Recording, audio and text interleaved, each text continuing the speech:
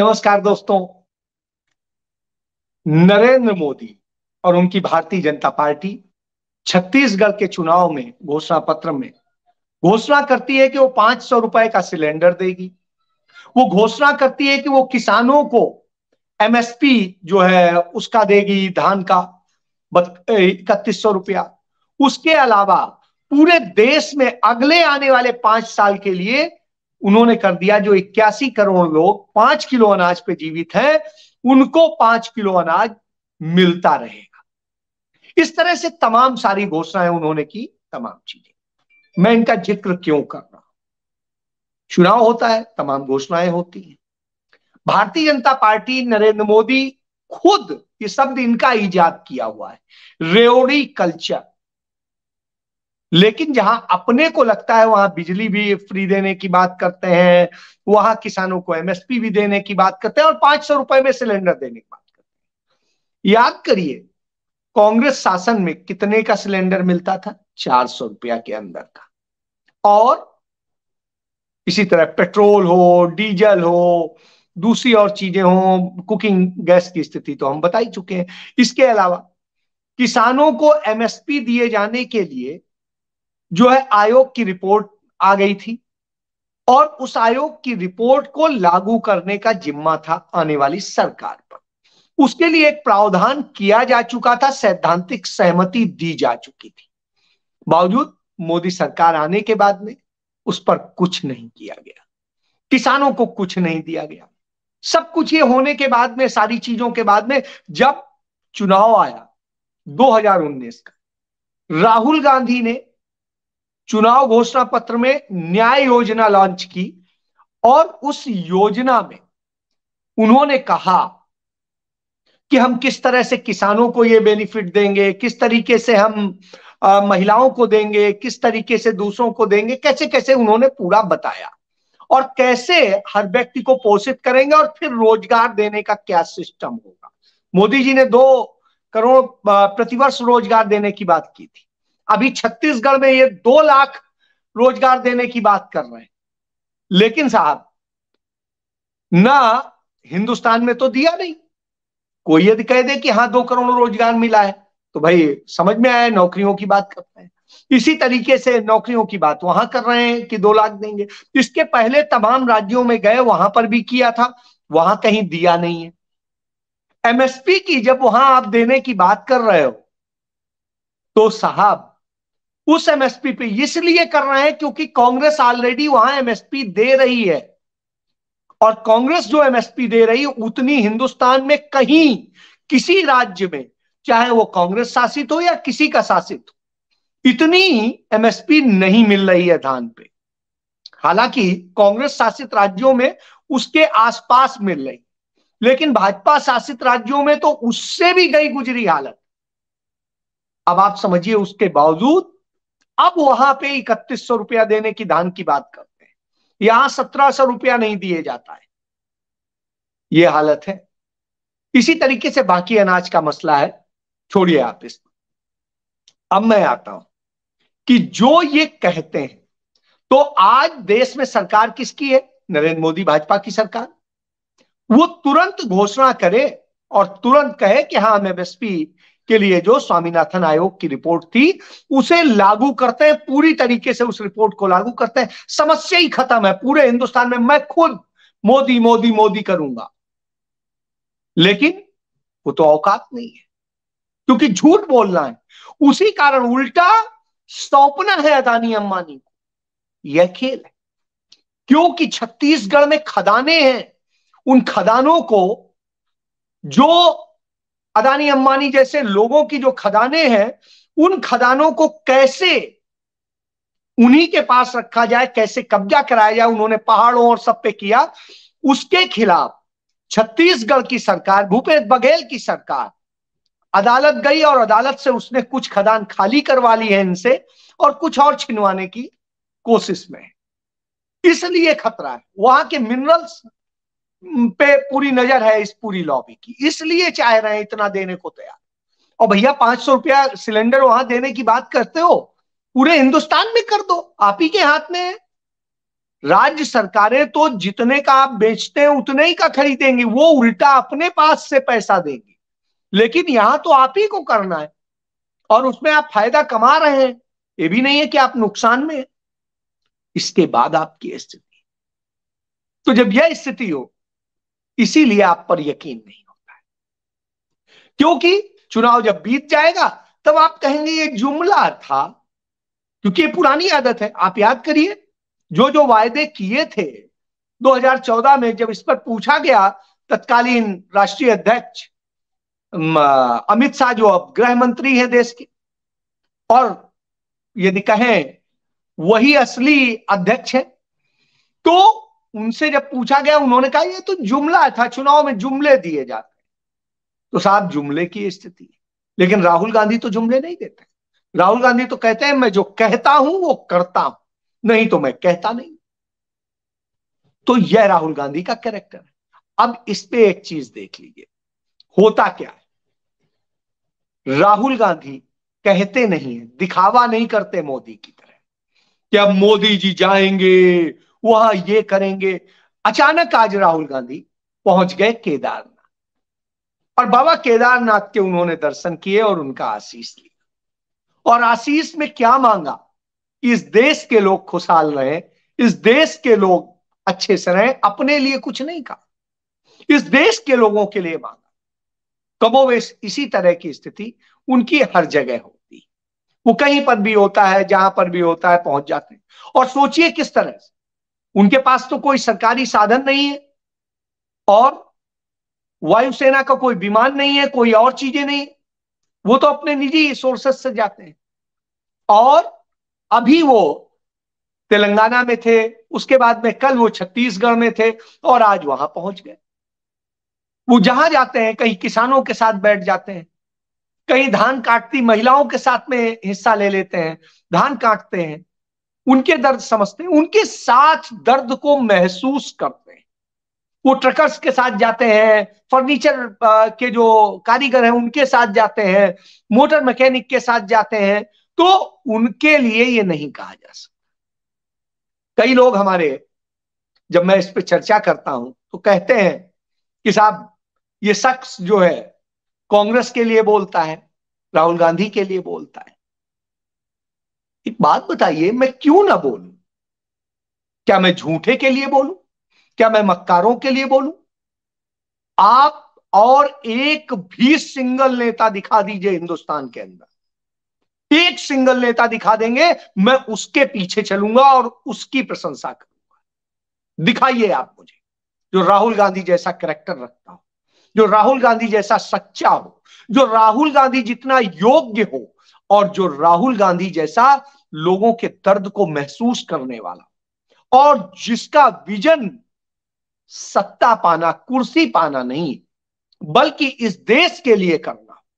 बाकी सब ने इस देश से लिया है, राहुल गांधी ने इस देश को दिया है। यही अंतर है। अब कैसे, मैं आज इसी पर बात करना चाहता हूं। इसीलिए आज राहुल गांधी आइकॉन है, राहुल गांधी स्टेट्समैन है, और राहुल गांधी न जाने क्या क्या है। तो इसी पर आज बात करूंगा। आप याद करिए, आप गाली देते हैं, आप सब कुछ करते हैं, कोई और होता इतने कष्ट के बाद में तो पता नहीं क्या करता, लेकिन राहुल गांधी तो हंसते मुस्कुराते चले जाते हैं। उदाहरण आपको, 1970 में जब वो पैदा होता है, एक प्रधानमंत्री का वो पोता होता है, और एक पायलट का बेटा होता है। उसके बाद में, इस दुनिया में आने के बाद में, वो सुकून से जैसे बच्चे होते हैं अपना पढ़ता है, और पढ़ने के बाद में दिल्ली के अच्छे स्कूल में, स्वाभाविक सी बात है पढ़ेगा, वहां पढ़ रहा होता है। उसकी दादी देश के प्रधानमंत्री होती हैं, कुछ समय बाद उनकी सत्ता चली जाती है, वो विपक्ष में होती हैं, वो जेल जाती है। पहली बार हिंदुस्तान के इतिहास में कोई प्रधानमंत्री जेल जाने की नौबत आती, वो भी झूठे केस में। मैं झूठा इसलिए कह रहा हूं कि अदालत ने घोषित किया वो झूठा और मैनिपुलेटेड था, और किस तरीके से वो इंटेंशनली, साजिश के तहत, और किस तरीके से उनसे बदला लेने के लिए, उन्हें अपमानित करने के लिए वो केस बनाया गया। जबकि कोई केस नहीं था। क्या आरोप था कि उन्होंने चुनाव प्रचार में जो 100 जीपें यूज करी, वो पार्टी के फंड से यूज हुई, खरीदी गई थी। वो पार्टी फंड में कुछ पूंजीपतियों ने मदद की थी, पार्टी में उन्होंने डोनेशन दिया था। तो साहब, आज कौन पार्टी डोनेशन नहीं लेती अपनी पार्टी में और उससे करती है? एक पार्टी का नाम बता दी, आप एक का नहीं बता सकते। तो चलिए, उस पर उन्हें सजा होती। उनका चुनाव इस आधार पर कैंसिल होता है कि उन्होंने उनकी सभा में जो बिजली का कनेक्शन था वो लगाने के लिए सरकारी जेई आया था और लाइनमैन आया था। तो साहब, आज भी प्रधानमंत्री की सुरक्षा के दृष्टिकोण से जो इलेक्ट्रिसिटी विद्युत सुरक्षा निदेशालय होता है, उसी के लोग उसे चेक करते हैं, और वो प्रधानमंत्री थी। लेकिन आज तो सब कुछ सरकार करती है, सब कुछ। उसके बाद नहीं कैंसिल होता है, लेकिन तब कैंसिल हुआ। इस आधार पर कैंसिल हुआ, जो उनके यहां ओएसडी थे मिस्टर कपूर, उनका इस्तीफा कागजों में भी मंजूर नहीं हुआ था। दे चुके थे, लेकिन वो जो कागजी बाबुओं की कार्रवाई होती है उसमें मंजूरी का उन्हें लेटर जारी नहीं हुआ था, रिसीव नहीं हुआ था। इस आधार पे आप सोचिए, चुनाव कैंसिल हो जाता है। आज आज तो सरकारी वर्दी पहन के लोग प्रचार करते हैं, सरकारी पदों पे रहते हुए प्रचार करते हैं। आपके पास उदाहरण मौजूद है। चलिए, छोड़ दीजिए इन सबको। तो राहुल गांधी जब पैदा हुए और छोटे से थे, 4 साल के, 5 साल के, आप सोचिए 4 साल के बच्चे ने, 5 साल के बच्चे ने जो देखा, वो क्या देखा कि मेरी दादी जेल जा रही है, मेरी मां परेशान है, मेरे पिता परेशान है, मेरे चाचा परेशान है, सब परेशान है, मेरी चाची परेशान है, बहन बिलख रही है। और वो 5-6 साल का बच्चा किस तरह की पीड़ा से गुजरा होगा, आप सोच सकते हैं। ये थोड़ा भी आपके अंदर आत्मा है, लेकिन बच्चा तो बच्चा है। चलिए, वो 14 साल का हुआ, उसकी दादी की गोलियों से भून कर हत्या कर दी। आप सोचिए, उस बच्चे पे, उसकी 12 साल की बहन पे क्या गुजरी होगी, वो भी आप सोच लीजिए। चलिए, वो भी छोड़ दीजिए। इसके बाद आइए, उसको कैद कर दिया गया कि आप स्कूल छुड़ा दिया, कि स्कूल में खतरा है। स्कूल छुड़ा दिया गया, सब कुछ छुड़ा दिया गया, घर में पढ़ो, ये करो। फिर उसके बाद में उसे देहरादून भेज दिया गया, दून स्कूल में पढ़ने के लिए। वहां पर रहा, वहां पर भी कुछ वो रहा, फिर लगा कि यहां भी खतरा है, तो वहां से बुला लिया गया। और उसके बाद में उसके पिता की हत्या हो जाती। आज सोचिए, 21 साल का लड़का जब पढ़ रहा होता है, सोच रहा होता है, भविष्य सजो रहा होता है, उसके पिता की छत बिछत लाश मिलती है। आप उसकी कल्पना कीजिए, मां, परिवार, सबको इस तरह से कर दिया जाता है कि नहीं, आप कभी भी मार दिए जाएंगे, क्या हो जाएंगे। उनको जो सुरक्षा दी जाती है उस पर सवाल उठाए जाते हैं कि इतनी सुरक्षा क्यों दी जा रही है, उनकी बहन, मां, और इनको सुरक्षा क्यों दी जा रही, वो है क्या। सही में कुछ नहीं है।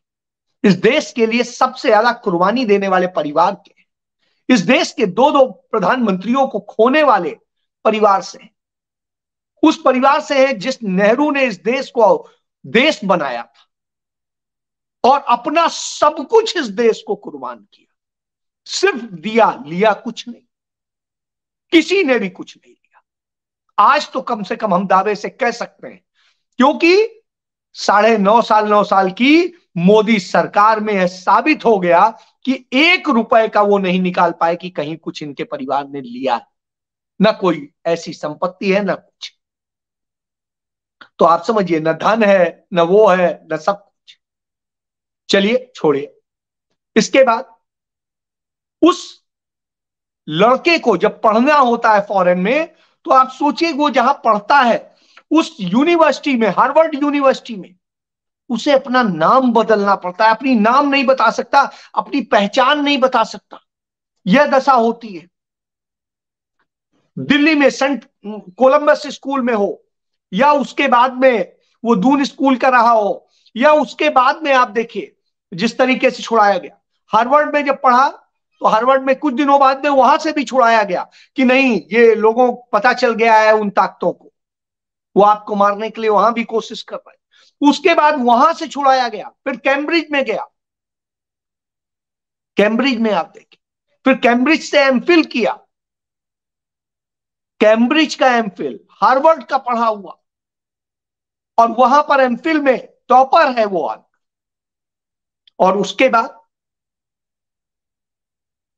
उसके बाद में उसने नौकरी की एक मैनेजमेंट के, बड़े मैनेजमेंट गुरु के साथ में, और वहां नौकरी भी की विंसी के नाम से। आप सोचिए ना, सुरक्षा कारणों से उसे अपना नाम बदलना पड़ा। और उसने जो नाम था, एग्जैक्ट नाम आपको बताऊं, रॉल विंसी, रॉयल विंसी। सोचिए आप, इस नाम से उसे करना पड़ा, क्योंकि नाम बताएंगे तो पता नहीं कहां क्या हो जाए। उसके बाद में उसने एक टेक्नोलॉजी और उससे बेस्ड, इंजीनियरिंग से बेस्ड एक फर्म के लिए कंसल्टेंसी का काम शुरू किया, और उसके लिए शुरू किया, उसके लिए मुंबई में काम किया। सब कुछ था, पैसा था सब कुछ आ रहा था, ऐश की जिंदगी जी रहा था, राजनीति की सोचता नहीं था। मां देश के लिए उतर चुकी थी, कांग्रेस पार्टियों के रोने और गिड़गिड़ाने के कारण वो फिर से वापस आई, और आकर के कांग्रेस को संभाला, फिर से खड़ा किया। अटल बिहारी वाजपेयी जैसे बड़े चेहरे के सामने खड़ी हुई और कांग्रेस को जिता कर लाई, और जिताने के बाद में कांग्रेस को सत्ता भी दिलाई। ये सोचिए, तब मां का हाथ बटाने 2004 में वो अपना सब कुछ छोड़ के फिर आया, इस देश को के लिए छोड़ के आया, और आने के बाद में फिर समर्पित किया, और समर्पित करने के बाद में लग गया तब से अमेठी में। अपने जो मैनेजमेंट से जुड़े तमाम वो थे, कंसल्टेंसी से जुड़े लोग थे, उनसे मदद ली और दूसरों से मदद ली, निजी तौर पे मदद की, क्योंकि सरकार नहीं थी यूपी में। उसके बावजूद इस ढंग से उसने किया। उसके बाद आप देखिए, आज भी जाइए, तमाम परिवार मिल जाएंगे जिन परिवारों को बगैर कुछ बताए क्या क्या उन परिवारों के लिए किया है। करीब 20-25 परिवार तो मेरे खुद के परिचित हैं। चलिए कभी आइए। वो किया उसने, प्रचार नहीं किया यहां पर कि छोटा सा एक केला देते हैं, 10 लोग फोटो खिंचाते हैं, बताया तक नहीं, जिससे उनका ये ना हो कि उनके आत्मसम्मान को ठेस पहुंचे। वो शख्स, उसके बाद 2009 में यूथ के लिए जिस तरीके से वो खड़ा हुआ, अपने पिता की तरह से सोचता था। मैंने उस समय 2008 में इंटरव्यू किया था। उस आदमी ने कहा था, मैं, मेरा सिर्फ इतना है कि मैं कांग्रेस पार्टी को उस तरीके से, किसानों की पार्टी, युवाओं की पार्टी, रोजगार और इन सब चीजों से लेकर के दलितों, पिछड़ों, अल्पसंख्यकों के लिए, आम जन के लिए जिस तरह कर सकूं कि एक आम आदमी भी उससे कर सके, उसके लिए उसने सोचा। उसने मुझे इंटरव्यू में बताया। आज देखता हूं वही बिल्कुल दिशा में चल रहा है। 2009 के इलेक्शन आया, उनके नाम पर लड़ा गया। समाजवादी पार्टी ने धोखा दिया, मुलायम सिंह यादव ने एकदम से धोखा दिया, और धोखे के बाद में उसने कहा कोई बात नहीं, हम अकेले लड़ेंगे, और अकेले 21 सीटें जीत के आया। 21 सीटें उसके चेहरे पे। एक अरसे बाद कांग्रेस पार्टी, जहां पे विधानसभा में इतनी सीटें नहीं होती थी, लोकसभा में इतनी सीटें लेके आए राहुल गांधी के चेहरे पे। तब किसी ने नहीं कहा कि डंका बज रहा है। उसके बाद आप देखिए, अगला आदमी किसानों के लिए लड़ा, और सरकार किसकी थी? देखिए, कांग्रेस की नहीं थी। उन्होंने यूपी में भट्टा पारसौल में किसानों के लिए लड़ते हुए गिरफ्तार हुआ, संघर्ष किया, और संघर्ष की राजनीति तब से लेकर आज तक चल रहा है, चाहे अपनी सरकार रही हो चाहे दूसरे की सरकार। सिद्धांतों समझौता नहीं, सबको, जहां अपनी सरकार आई, जो गारंटी दी, जो वायदा किया, उसको पूरा किया। गारंटी नहीं, वायदा पूरा किया, जो कहा वो पूरा किया, और समय पर पूरा किया। यह खूबी उस शख्स की 2017 में जिन जिन राज्यों में जीते, 2018 में और 2017 में, आप देखिए सब जगह हर चीज पूरी। और अभी जहां जहां जीत रहे हैं वो वायदे पूरे कर रहे हैं। मोदी की तरह से झूठ नहीं बोलते, ये नहीं करते। आप याद करिए, डॉलर 48 रुपए का होता था तो क्या कहते थे, आज 83 रुपए का है तब क्या कह रहे। तो यह हालत कर दी है भारत की। पेट्रोल कितने में था और कितने में है आप खुद देख लीजिए। डीजल कितने में था और कितने में है क्या कर लीजिए। किसानों को जो सब्सिडी मिलती थी, जो चीजें मिलती थी, आज मैंने देखा मध्य प्रदेश में किसान यूरिया के लिए मार मची हुई है, किसान मारा जा रहा है, पीटा जा रहा है, नहीं मिल रही। इसी तरीके से तमाम सारी चीजें आज वो हालत कर दी है। उसके बाद कहते हैं कि साहब हमारी गारंटी है, तो मोदी की गारंटी, और फिर कांग्रेस को झूठा बताते हैं। भ्रष्टाचार खुद करते हैं। महादेव ऐप के नाम पर छत्तीसगढ़ में वहां के लोगों का जो लूटने वाला है, वो दुबई का व्यक्ति, वो मोदी का व्यक्ति है, आरएसएस का व्यक्ति है, और वो दुबई कनेक्शन इनका है। उल्टा कांग्रेस पे आरोप लगाते हैं। कांग्रेस ने तो वहां गिरफ्तार किए उनके लोग और उनसे 200 करोड़ रुपया वसूल करके आम लोगों को वापस दिलाया। आप ये सोचिए किस तरीके से घोटाले वाली सरकारें आपकी हैं। आप बगल में ही देखिए ना, मध्य प्रदेश में चुनाव, आज आप वहां प्रचार कर रहे थे, और देखिए किस तरीके से मध्य प्रदेश में लूट की गई, भ्रष्टाचार किया गया। उस पर आप बात नहीं करेंगे। आप राहुल गांधी पे सवाल उठाते हैं, कभी उन पे किसी चीज पे निजी हमले करते हैं, बहन भाई के रिश्तों पे हमले करते हैं। इतनी नीचता, जैसी नीचता पंडित नेहरू के लिए होती थी, वही नीचता आज कर रहे हैं। तो राहुल गांधी, आप सोचिए उस आदमी को आपने क्या कहा, पप्पू बनाने के लिए हजारों करोड़ रुपया खर्च किए। मुझे याद है मैं उस अखबार में नौकरी करता था उन दिनों, जो इस मुहिम का हिस्सा था, जिसे पैसे मिले थे, और कितने 100 करोड़ मिले थे मुझे जानकारी है उसकी। इसलिए बता रहा हूं कि ये करना है, ये शब्द चलाना है। और साहब उसने तो हिंदुस्तान में शंकराचार्य जी के बाद में इकलौता वही व्यक्ति है जो कन्याकुमारी से कश्मीर तक गया, और वही नहीं, उससे भी और ज्यादा गया, उनसे भी ज्यादा। न इतना बुद्ध चले, न कोई और चला, जिस भी धर्म के गुरु का नाम ले ले, नहीं चला उतना वो चला। किसके लिए? इस देश के लिए। वो लड़ रहा है इस देश के लिए, इस देश के लोकतंत्र के लिए, उन चीजों के लिए। इसलिए उसके साथ खड़ा। आप बताइएगा, उससे ज्यादा पढ़ा कोई नेता हो, किसी की आप बात कर लीजिए, अखिलेश यादव, अरविंद केजरीवाल, या कोई और जिसका भी आप नाम ले, उसका ले लीजिए। उससे ज्यादा ईमानदार, जिस पर एक चीज का दाग नहीं है, 1 रुपए का कुछ नहीं निकाल सकता है, कहीं कोई नहीं। उसके बाद वो आदमी जो कहता है करता है, झूठ नहीं बोलता। कोई कहता है और वो माफी वीर नहीं है। जिस तरीके से अरविंद केजरीवाल ने देखिए आरोप लगाया था, अरुण जेटली से माफी मांगी, उसके बाद में मजीठिया जो नशे का तस्कर का था उससे माफी मांगी, और कांग्रेस ने उसी मजीठिया को जेल भेजा उसी नशे तस्करी से जुड़े मामले में, और उन्होंने माफी मांग ली थी। और आज तक फिर कोई कार्रवाई नहीं की उन लोगों के खिलाफ जिनके नाम पे उड़ता पंजाब कहते थे। ऐसे ही अखिलेश यादव का परिवार, ऐसे ही आप किसी और के परिवार, चाहे जिसके परिवार को ले, इस परिवार पर तमाम आरोप लगे, लेकिन आज तक एक चींटी भर भी, रत्ती भर भी कोई चीज नहीं आई। लेकिन बाकी सबकी है। किसी ने हाथ जोड़ के, किसी ने कुछ करके अपने मुकदमे वापस कराए, किसी ने कुछ कराया। कांग्रेसियों क्या है, ईडी की रेड पड़ती।